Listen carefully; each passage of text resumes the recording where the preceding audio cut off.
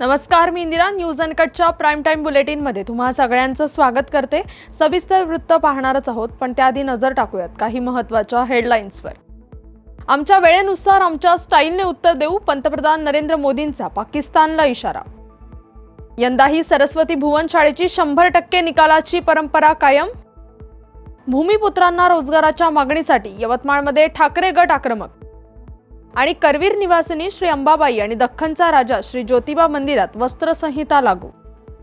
आता पाहूयात सविस्तर वृत्त. ऑपरेशन सिंदूर हे काही सर्वसामान्य सैनिक ऑपरेशन नव्हतं. त्यामुळे भारताच्या लष्कराची ताकद जगाला समजली. भारतीय ड्रोन आणि मिसाईलच्या हल्ल्यानंतर पाकिस्तानच्या लष्कराला झोपही लागणार नाही, असं पंतप्रधान नरेंद्र मोदी म्हणालेत. भारत हा गौतम बुद्धांचा देश आहे, तसंच गुरु गोविंद सिंहांचा देखील देश आहे. अधर्माचा संहार करण्यासाठी भारत हातात शस्त्र घेणार, असं नरेंद्र मोदी म्हणालेत. यापुढे जर भारताकडे वाकड्या नजरेने पाहाल तर सर्वनाश करू. त्यासाठी वेळ आणि पद्धत हे आम्ही ठरवू, असा इशारा नरेंद्र मोदी यांनी पाकिस्तानला दिलाय. जालन्याच्या सरस्वती भुवन शाळेत 10वी बोर्डाच्या उत्तीर्ण झालेल्या गुणवंत विद्यार्थ्यांचा सत्कार करण्यात आलाय. आज 10वीचा निकाल जाहीर झाला असून जालन्याच्या सरस्वती भुवन शाळेने आपली 100% निकालाची परंपरा कायम ठेवली आहे. सरस्वती भुवन शाळेतील 10वी बोर्ड परीक्षेला बसलेले सर्व विद्यार्थी चांगल्या गुणांनी उत्तीर्ण झालेत. त्यामुळे आज 10वी बोर्डाचा निकाल जाहीर झाल्यानंतर सरस्वती भुवन शाळेत 10वी उत्तीर्ण विद्यार्थ्यांना पुष्पगुच्छ देऊन गौरविण्यात आलंय. स्थानिक भूमिपुत्रांना रोजगार देण्याच्या मागणीसाठी शिवसेना ठाकरे गट आक्रमक झालाय. यवतमाळच्या वणी तालुक्यातील निलजई येथे वैकोली अंतर्गत येणाऱ्या ओबी कंपन्यांमध्ये स्थानिक युवकांना रोजगार देण्याच्या मागणीसाठी शिवसेना ठाकरे गटाचे जिल्हाप्रमुख संजय निखाडे यांच्या नेतृत्वात आंदोलन करण्यात आलं. यानंतर कंपनीच्या आणि वैकोलीच्या अधिकाऱ्यांशी चर्चा करण्यात आल्या. यावेळी येत्या 8 दिवसात स्थानिकांना नोकरीवर घेण्याचं आश्वासन वैकोलीकडून देण्यात आलंय. येत्या रविवारपर्यंत जर युवकांना रोजगार मिळाला नाही तर सोमवारी काम बंद आंदोलन करण्याचा इशारा यावेळी संजय निखाडे यांनी दिलाय.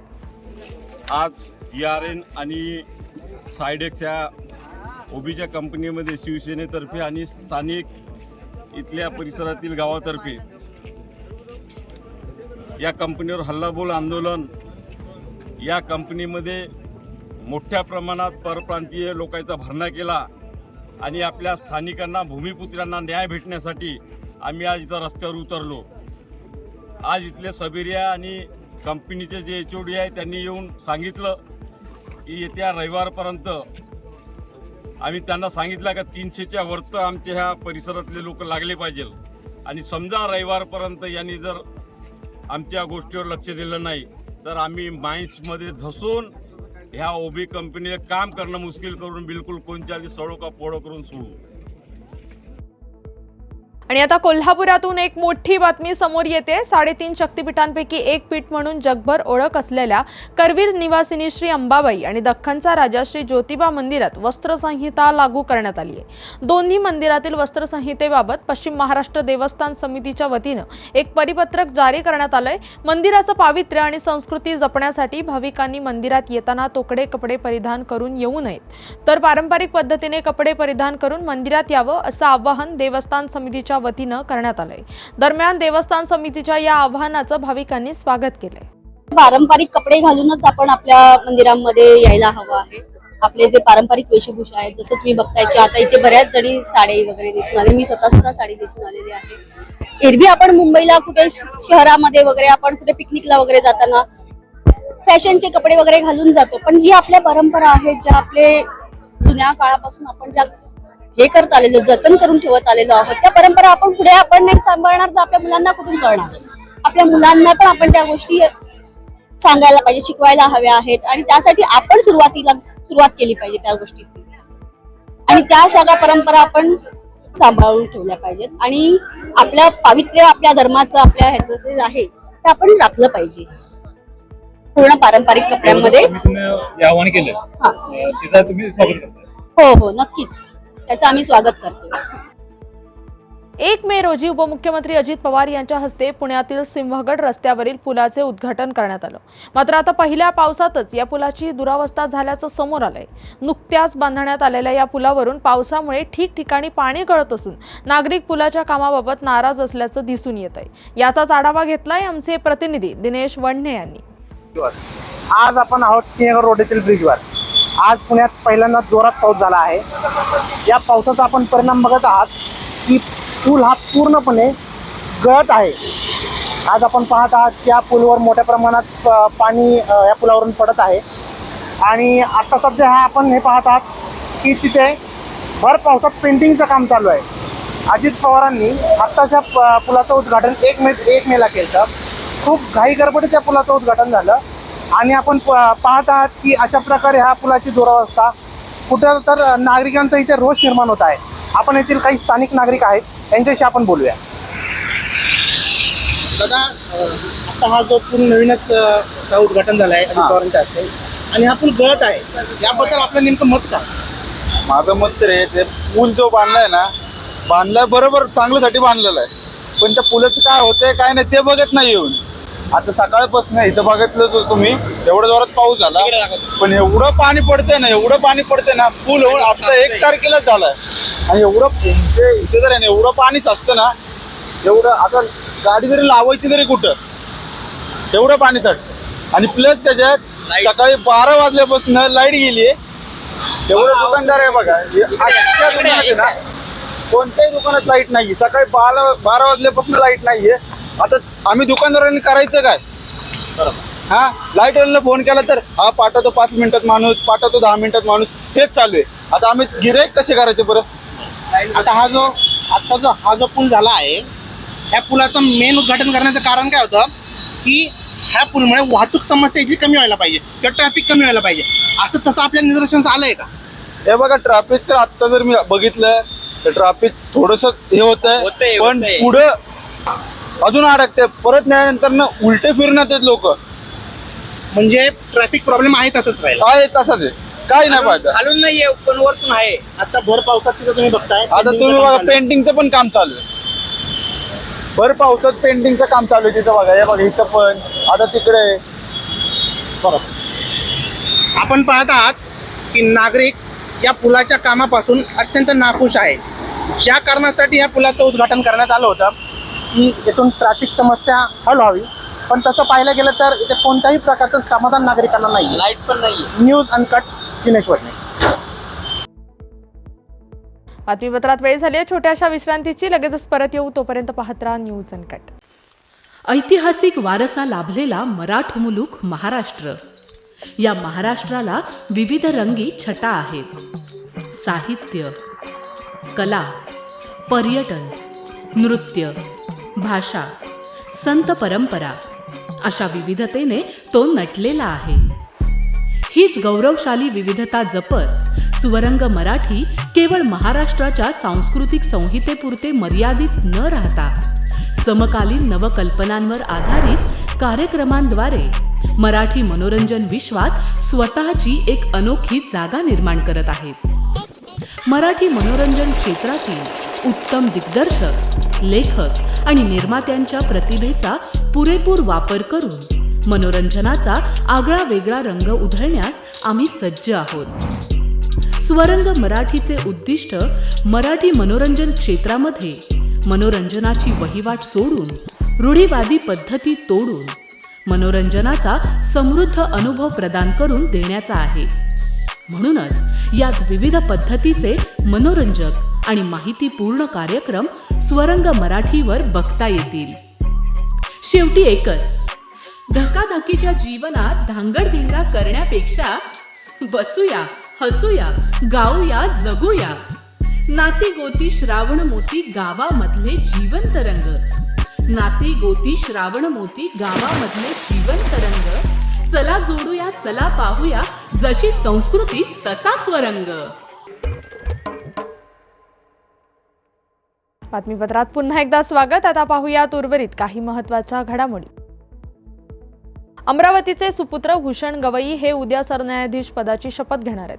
त्याकरता संपूर्ण गवई परिवार दिल्ली येथे आजच रवाना होतोय. मात्र सरन्यायाधीश पदाची शपथ घेण्यापूर्वी भूषण गवई यांच्या आईने येत्या काळात निवडणुका बॅलेट पेपरवर घ्याव्या अशी इच्छा व्यक्त केली आहे. त्यामुळे भूषण गवई बॅलेट पेपर संदर्भात प्रलंबित निकालावर काय निर्णय देतात याकडे सर्वांचं लक्ष लागलंय.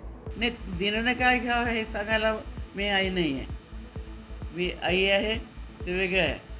तो त्या चेअरवर बसल्यानंतर त्याला योग्य वाटले ते तो निर्णय घेईलच. परंतु मी एक सामान्य स्त्री म्हणून एक लोक जे भगवान बुद्धाने लोक ह्या शब्दावर कॉन्सन्ट्रेशन केलेलं आहे आणि बाबासाहेबांनी संविधानामध्ये लोकांनाच केंद्रबिंदू ठेवलेलं आहे. तर लोकांना लोकांमधील एक व्यक्ती म्हणून मी तर साहजिक आहे मला काय वाटणार हे तुम्हालाही माहीत आहे. तर त्यामुळे मला सांगण्याच्या ऐवजी तुम्हाला माहीत आहे, परंतु तुमची जरी इच्छाच असेल तर बॅलेट पेपर हे केव्हाही चांगले आहेत ना, आणि आधी बॅलेट पेपरच चालायचे. परंतु जालना जिल्ह्यात अवकाळी पाऊस आणि गारपिटीमुळे झालेल्या शेती पिकांच्या नुकसानीचे तातडीने पंचनामे करा अशी मागणी शेतकऱ्यांनी केली आहे. जालना जिल्ह्यात मागील 8 दिवसात झालेल्या अवकाळी पाऊस आणि गारपिटीमुळे शेती पिकांसह फळबागांचं मोठ्या प्रमाणात नुकसान झालंय. त्यामुळे अवकाळी पाऊस आणि गारपिटीमुळे झालेल्या शेत पिकांच्या नुकसानीचे तातडीने पंचनामे करून शेतकऱ्यांना मदत द्या अशी मागणी नुकसानग्रस्त शेतकऱ्यांनी केली आहे. आज जालन्याच्या घनसावंगी तालुक्यातील राजेगाव येथील शेतकऱ्यांनी जिल्हाधिकाऱ्यांची भेट घेऊन निवेदन सादर केलंय.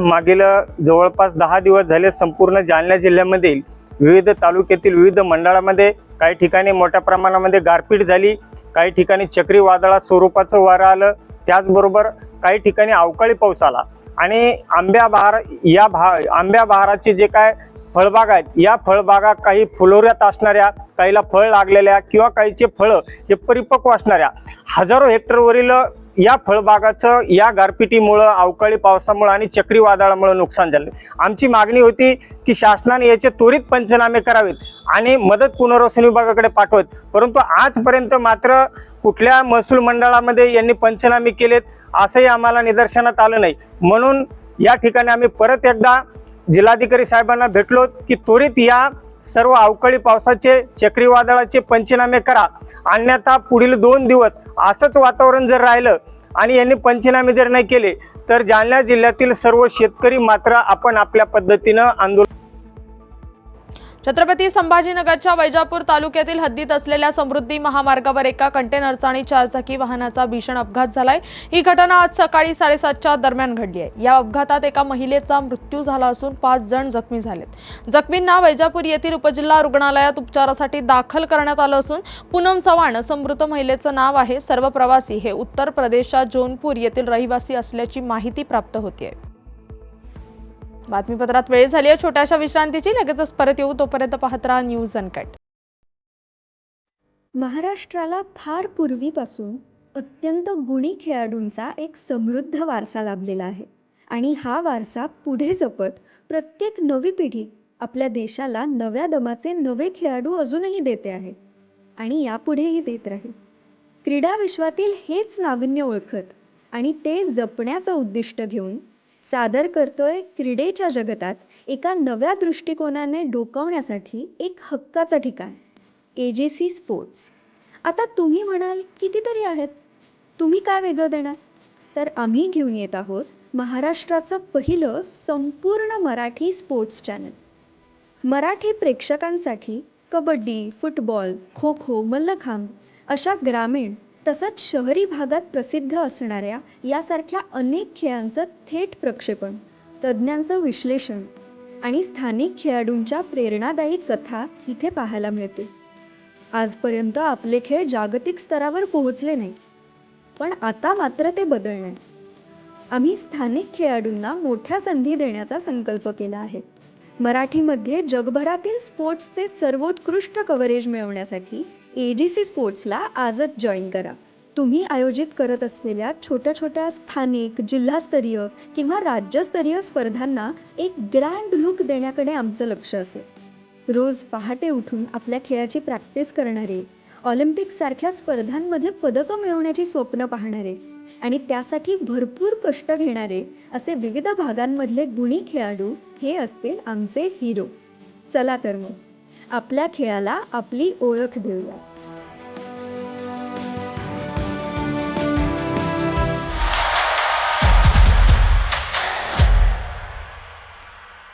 बातमीपत्रात पुन्हा एकदा स्वागत. आता पाहूयात उर्वरित काही महत्त्वाच्या घडामोडी.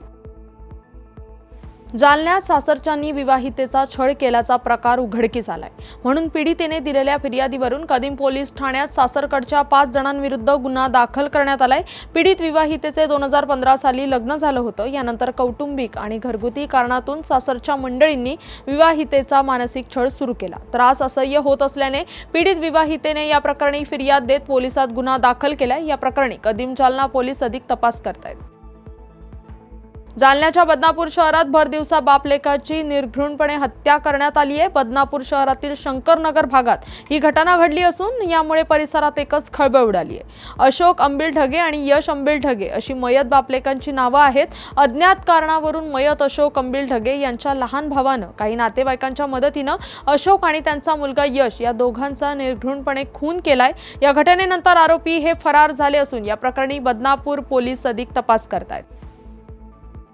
छत्रपती संभाजी महाराजांच्या जयंतीनिमित्त साताऱ्याच्या फलटणमध्ये विविध कार्यक्रमाचं आयोजन करण्यात आलंय. छत्रपती संभाजी महाराजांचे आजोळ फलटण असून फलटणच्या राजवाड्यामध्ये संभाजी महाराजांच्या आई सईबाईंचं वास्तव्य होतं. अशा राजवाड्यातून या कार्यक्रमाला सुरुवात होणार असल्याची माहिती सातारा जिल्हा परिषदेचे माजी अध्यक्ष श्रीमंत संजीव राजे नाईक निंबाळकर यांनी यावेळी बोलताना दिली आहे. 14 मे रोजी छत्रपती संभाजी महाराजांची जयंती. छत्रपती शिवाजी महाराजांच्या प्रथम पत्नी सईबाई राणीसाहेब या फलटणच्या, त्यांचे पुत्र छत्रपती संभाजी महाराज गेल्या अनेक वर्षांपासून आपल्या सर्वांचीच इच्छा होती की छत्रपती संभाजी महाराजांचा पुतळा हा फलटणमध्ये असावा आणि त्याप्रमाणे श्रीमंत रामराजे साहेब असतील, रघुनाथराजे असतील आणि त्या ठिकाणी आपण संभाजी महाराज पुतळा समितीची स्थापना केली आणि त्या माध्यमातून त्या ठिकाणी अनेक कार्यकर्त्यांनी एकत्रित येऊन छत्रपती संभाजी महाराजांचा पुतळा हा फलटणला माळजाईच्या समोर उभा केलेला आहे. आणि ह्या निमित्तानेच पुतळा तर उभा राहिलेला आहे, परंतु संभाजी महाराजांचा आजोळ आणि आजोळी त्यांचा जन्मोत्सव मोठ्या उत्साहात व्हावा हा आपल्या सर्वांचाच विचार आहे. आणि त्यामुळं नाईक निंबाळकर देवस्थान ट्रस्ट आणि त्याचप्रमाणे फलटण शहरातील सर्वच तरुण युवक तरुणी, त्याचबरोबर सर्व जाती धर्माची सर्वच एकत्रित येऊन हा जन्मोत्सव साजरा करावा असा विषय त्या ठिकाणी श्रीमंत रघुनाथरायांनी घेतला आणि त्याप्रमाणे ह्या वर्षापासून आपण अशा प्रकारचा छत्रपती संभाजी महाराजांचा जयंती उत्सव साजरा करण्याचं ठरवलेला आहे. या बातमीचा वेळ झाली. प्राईम टाइम बुलेटिनमध्ये इथेच थांबायची. तोपर्यंत पाहत राहा न्यूज अनकट.